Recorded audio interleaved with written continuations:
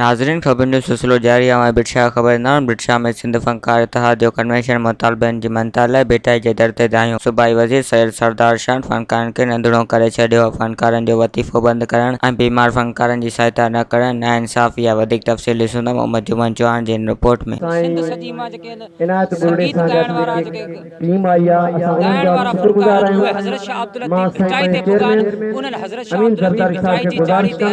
दरगाह भिटाई ते चादर चाढ़ी ऐं पंहिंजे फनकारनि सां गॾु पंहिंजा मुतालबा करे रहिया आहिनि। अचो त हिननि सां ॻाल्हि ॿोल करियूं था। वधीक हिननि जो छा चवणु आहे? अॼु असां संगीतकार वेलफेयर एसोसिएशन जे प्लेटफार्म तां सॼी सिंध जा जेके रागी आहिनि, फनकार आहिनि ऐं वॼाईंदड़ साज़ींदड़ आहिनि, उहे लतीफ़ वटि तव्हां खणी आया आहिनि त सिंध जे फनकारनि जी सहायता थियणु खपे, सिंध जे फनकारनि जी परघोर लहणु खपे। इन ई करे असां सॼी सिंध खां कई हिते लतीफ़ जी धरती ते असां इहो पैगाम ॾियूं था सिंध जी सरकार खे त असांजा जेके फनकार आहिनि, जेके बीमार फनकार आहिनि, उन्हनि जा वज़ीफ़ा मंज़ूरु कया वञनि। ऐं उन खां सवाइ फनकारनि सां तमामु घणा मसइला आहिनि। उन जे औलाद खे एजुकेशन कोन्हे, उन्हनि जे औलाद खे तइलीम कोन्हे, उन्हनि जे औलाद खे नौकरियूं कोन्हे।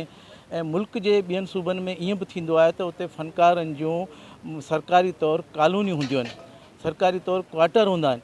पर वाहिद सिंध सूबो आहे जेका सूफ़ियुनि जी धरती आहे, लतीफ़ जी धरती आहे। हिते असांजो फनकार नंढणको आहे, उनजो को बि धणी साईं कोन्हे। इन ई करे असां सभु फनकार अॼु हिते लतीफ़ जी नगरी ते गॾु थिया आहियूं।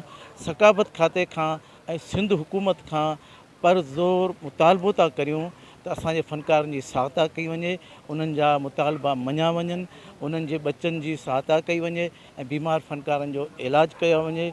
ऐं जेके बि मजमूई ॿिया बि मसइला आहिनि फनकारनि जा, उहे महिरबानी करे हल कया वञनि। जेके फ़क़ीर वेठा आहियूं, इहे असांजी तलंदियूं आहिनि। हीअ असां फ़क़ीर रागी आहियूं।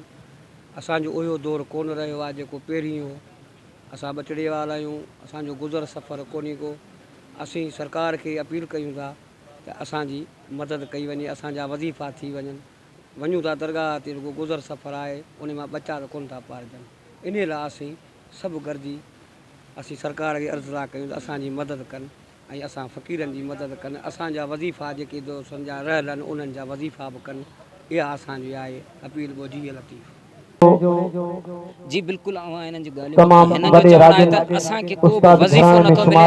असां जेके फनकार आहियूं उहे दरबदर आहियूं। असां जेके फ़शाकशी कढी रहिया आहियूं, असांजा जेके फनकार आहिनि उहे बीमारी जे असां सिंध हुकूमत खां अपील था करियूं त असां फनकारनि जी बि सार संभाल लयो वञे। कैमरामैन अमीर अली बुदरी सां गॾु मोहम्मद जुमान चौहान, अवामी न्यूज़ भिटशा। वधीक ख़बरनि ऐं तफ़सील लाइ विज़िट कयो अवामी news Facebook page, YouTube page ऐं अवामी न्यूज़ वेबसाइट।